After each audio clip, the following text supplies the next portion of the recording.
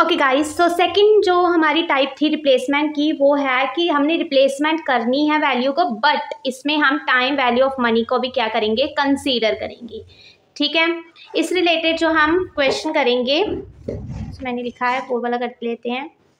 सो इसमें जो है रिप्लेसमेंट वैल्यू आपने टाइम वैल्यू ऑफ मनी को कंसीडर करना है। इनिशियल कॉस्ट आपको क्वेश्चन में है 15,000 दी है, आपको ईयर 7 दी है, रनिंग कॉस्ट भी दी है। बट यहाँ पर देखो कहते हैं कि जो रिप्लेसमेंट पॉलिसी तभी ही अडॉप्ट की जाएगी अगर हमारी कैपिटल 10% वर्थ हो, मतलब 10% से हो, और इसमें कोई भी सैलवेज वैल्यू ना हो।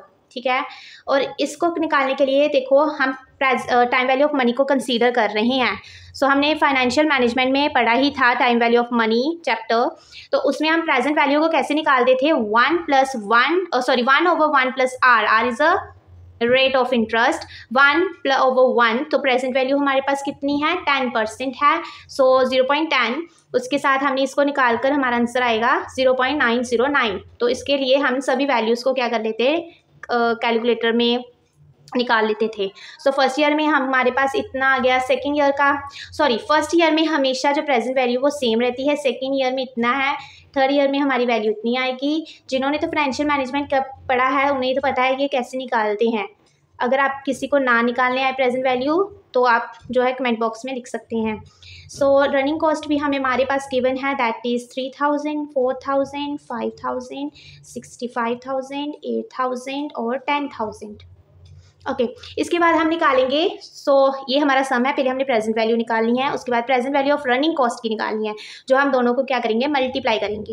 क्लियर, 25,000 इंटू 1, 25,000, ये आएगा 27 और ये आएगा। अप्रॉक्सीमेट आंसर्स भी आ सकते हैं तो आप उस अकॉर्डिंग कर लेना। 4,040, 8,000 इंटू 0.620, तो हमारे पास आएगा 49605640। इसके बाद हम इस सभी का क्या निकालेंगे, क्यूमुलेटिव फ्रीक्वेंसी निकालेंगे। क्यूमुलेटिव निकाल लो। इन दोनों को किया तो हमारे पास आ गया 5,227, 8,531, उसके बाद 12,286, 16,7, 26, 21, 686 और उसके बाद 27, 32, 6। इसके बाद हमने क्यूमुलेटिव फ्रीक्वेंसी निकाल ली। ओके, उसके साथ हमने डेप्रिसिएशन निकालना। सो डेप्रिसिएशन आपको गिवन है, ठीक है। इनिशियल कॉस्ट जो है उसमें हमारे पास जो है डेप्रिसिएशन जो है गिवन है, दैट इज़ 15,000। सभी ईयर में हम जो है इसमें एक ही फिक्स्ड जो है हम लेते हैं वैल्यू को जो हमें गिवन होती है क्वेश्चन में, दैट इज़ हमारे पास यहाँ पर कितना है 15,000। सो 15,000। उसके बाद हम निकालते थे total cost. So total cost हम हमेशा इन दोनों को डेप्रिसिएशन को और क्यूमुलेटिव फ्रीक्वेंसी को प्लस कर निकालते थे। सो प्लस कर निकाला तो हमारे पास यहाँ आ गया 17,500, 20,000, 2,700, 23,000, इतना आ गया, सेकेंड आ गया 27, 286, 31, 72, ये हमारे पास आ गया यहाँ पर, और ये हमारे पास आ गया टोटल कॉस्ट। क्लियर है। उसके बाद हम एक और चीज़ निकालते हैं इसमें, इतना समझ आ गया, ईयर निकाल दिया, रनिंग कॉस्ट ईयर और रनिंग कॉस्ट गिवन थी, प्रेजेंट वैल्यू निकाली हमने। उसके बाद हमने इन दोनों को मल्टीप्लाई कर present value of running cost निकाला, क्यूमुलेटिव फ्रीक्वेंसी निकाला, डेप्रिसिएशन हमें गिवन था दैट इज़ 15,000 और आफ्टर दैट हमने TC that is total cost निकाला, इन दोनों को प्लस कर। आफ्टर दैट हम क्या करेंगे, नेक्स्ट हम जो हमने प्रेजेंट वैल्यू लिखे थे ना ये वाले, इसमें अभी हमने जो है इसकी भी क्यूमुलेटिव फ्रीक्वेंसी निकालनी है।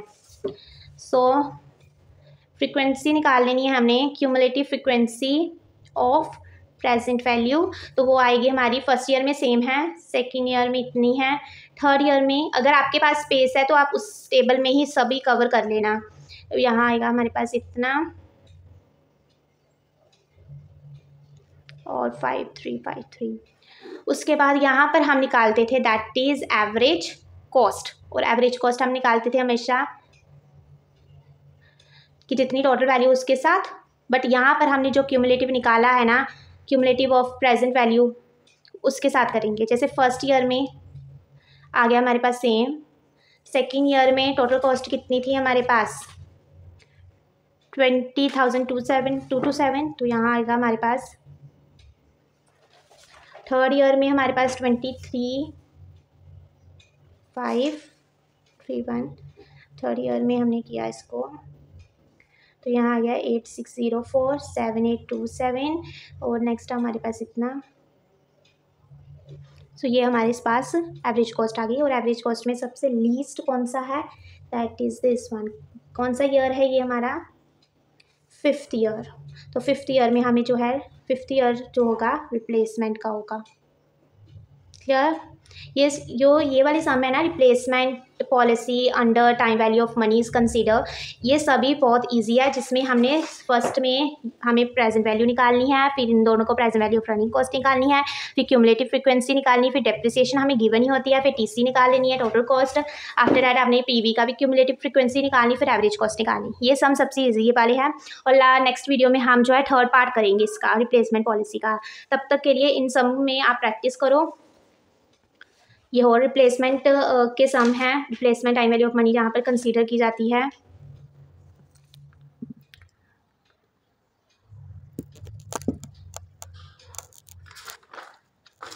और फिर नेक्स्ट वीडियो में हम थर्ड पार्ट जो है करेंगे। तब तक के लिए आप ये सम को सॉल्व करो। So see you in the next video. Please do subscribe our channel. Thank you so much for watching.